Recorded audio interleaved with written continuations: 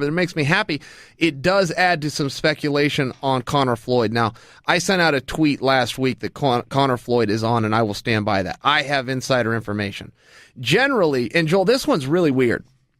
Really, really weird. I feel that fight should absolutely be announced, and I did announce it, and I'm announcing it here too, and I'm going to stand by it. Generally, when you hear a rumor of a fight, what a reporter will do is he will go to the highest possible person that would know, which is the fighter. If you call Conor and say, Conor, are you fighting Floyd? He will say yes. Normally, you would run that story. If you call Floyd and you ask him, Floyd, are you fighting Conor? He will say yes. Normally, you would run that story. That is the verification and the top-level source that you need. For some reason, both of these fighters have said they're fighting, and no reporter has announced it. Now, I have information from somebody higher than that, which is a guy at the ticketing company where the build was sent in. And to tell you what that means, it's called a build. In that industry, that is where you submit to the ticketing company what you want, what your card is, what your date is, but essentially your schematics. This is what the arena layout is going to look out. That's called a build. That's the first step in lining up your tickets. A build was submitted. And I got that right from the ticketing guy. Whether that information is accurate or not, I believe it is. I believe it is enough that I reported it, I tweeted on it, and I will tell you again, and I don't know how to use any clearer language, Conor and Floyd are going to fight. I wish you wanted to said it was the ticket guy. I was going to ask you if it was the syndicate. Did you get that information from the syndicate? I don't know what that means. I know, but it's a cool word, like the syndicate. All right, let's stay on Ferg. All right. I think we'll have varying opinions on this. So Ferg didn't get a fight. He had a $250,000 show bonus. You know, you get guarantee $250,000 guarantee to show. But he did not get that. He said he got over six figures. He did not get the $250,000. Pretty upset about that. My opinion is, whether you made it to the ring or not, you should get your $250. I think you're going to have a different opinion on that. No, well, I can't share my opinion because that is the law. If a fight, well, here, let's discuss this. If a fighter weighs in, he gets his show money. If the fight is canceled anytime, but this is the law. I'm not sharing opinion with you. This is the commission rule, and it's in all 50 states. If a fighter weighs in, now the promoter is on the hook. That is the only time that the promoter has exposure and liability and could lose a fight and still have to cough up the money is after weigh-ins. What happened with Ferg, if you really wanted to look at the letter of that, the weigh-in didn't happen. And people are going to go, well, yes, it did. I saw Ferg weigh in. Hold on. That fight was canceled before the weigh-ins. Ferguson did a ceremonial weigh-in by the letter of the law. The commission will not step in and tell the promotion you must pay at that point. So the promotion went to Ferg and made a deal and said, look, we know you did your part, but we did lose this fight. You know, how's 120 ground sound? And Ferg said, yeah. And that was a stand-up good move that did not have to be done. The promotion could get credit there. They won't. The promotion only gets buried. Promoters only get picked on. I watched Coker. Coker's hands stay clean. Everybody loves him. But if anything goes wrong, he gets blamed. It's like, well, no, hold on a second. If Coker, no, absolutely not.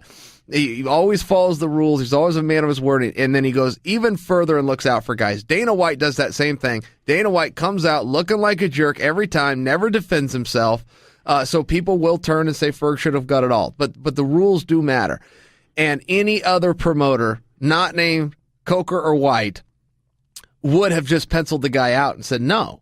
Instead, they went to him. They said, well, look, we know you did your training camp. We want to make this right by you, even though it's going to be to our loss. And they wrote the check. And they should be given credit for that, not put down. If you could only marry one person, and it was Coker, Dana White, and Daniel Cormier, which one would it be? I don't think the Cormier, I don't know where you say I have some kind of love for Cormier. God, I can't wait to start talking about that fight in a minute. Oh, God, you would have married him. Cormier and AJ? Yeah. I'm into that fight, but when I give you an analysis and say, look, the fight's already happened and we have to base reality on information we have, those guys already fought. It's fair for me to say that I give a nod towards Daniel. It doesn't mean I know Daniel's going to win it. I'm not going to watch that fight, but I do have evidence, which is that fight in the first sequence, and it already happened, and Daniel won. That's just what happened. That's fair. If Jacob just told us DC was in the lobby, would you fix your hair before letting him in?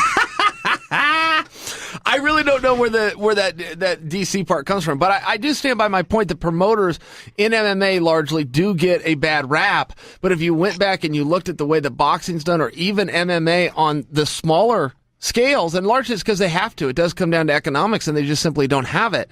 They do a lot of things where they look after the guys, and they only get criticized. And I do look at it sometimes and go, no, wait a minute.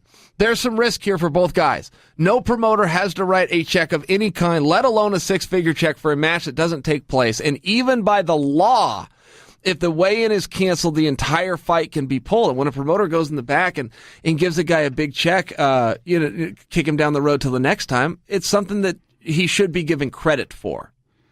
Rumor. This is Kyle Snyder, who we talked about in detail yesterday, is looking to make his MMA debut before the 2020 Olympics. That's not a rumor. That's 4 years from now. You need a fortune teller for that. That's pure speculation. I won't even comment on it. And if you're asking me to sell or short that one, I will short it. He will not debut before the 2020 Olympic Games. Here's some juicy stuff. Though Malky Malky has come out saying it is false. Todd Duffy tweeted that he heard through reliable sources that John Jones may have gotten into some more trouble while already on suspension out in New Mexico. Only time will tell. Only time will tell. I have no comment. It's the first I heard. But again, if you wanted me to just give an opinion, I'm going to say no. If there's anybody that a secret can't be kept with, it's a star like John. I mean, the second he was in that traffic accident, we knew before reports came out on the news and media. I was sitting on an airplane, and I had news. So no, if anything had happened with John, there'd be no way to keep that secret. And frankly, Malky is very good at getting out and getting in front of a story. If there was any truth to it, they would have already done that, is my opinion. I suppose what you said, time will tell. I suppose that's the right statement on that. I didn't say it. My notes said it. I hope John's not in any trouble. You didn't just say time will tell? I credited you with the line, and now you're giving the credit back? Sure you did. That wasn't very Ariel Helwanish of you. You do that a lot on here, though. You do deny things that were just said. It doesn't matter. You can't really deny it after it was just said. As long as I have this seat, I can say whatever I want. But not gain credibility. Who cares? Credibility. All right, what else you got? I feel like you're digging yourself a hole, and I'm trying to get you out of it. What hole? The hole I've been living in the last 15 years? Well, sorry, 8. Matt, we'll have some fun with this. Matt Hughes is talking about coming out of retirement and would look to fight a rematch against Royce Gracie in Bellator, and his second choice of opponent is Lad Supernaw. Yeah, that's a tough one. I mean, that's a cash grab. I don't know what's going on in Matt's life. That's a cash grab. He made it pretty clear that he doesn't want to do this sport. I'm in. I'll tune in. That's not going to do some record. That's not record-breaking news. Matt wasn't a big draw in the UFC when he was in his prime. But he's got a place, and if he wants to come back, I will tell you that to call a guy out who you've already beaten in less than 5 minutes, I mean, if that guy wants to call you out, cool. If Royce wants to call Matt out, cool. But for Matt to come back and then call a guy out that he already beat in less than a round, a little bit weird. Hey, lad, that was a joke. You're really not fighting Matt Hughes. What do you think about that? I mean, you weigh in on that. Don't you think there's something maybe a little bit peculiar about calling a guy out that you beat in less than? I mean, isn't that a little bit weird?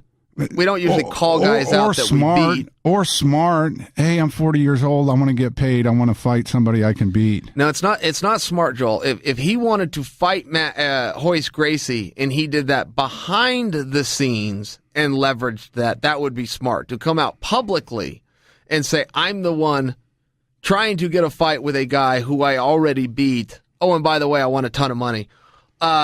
No, I would disagree with you. I don't think that's smart. This is one of the things. Matt Hughes was not a big draw in the UFC. However, he was very important, and he did some very heavy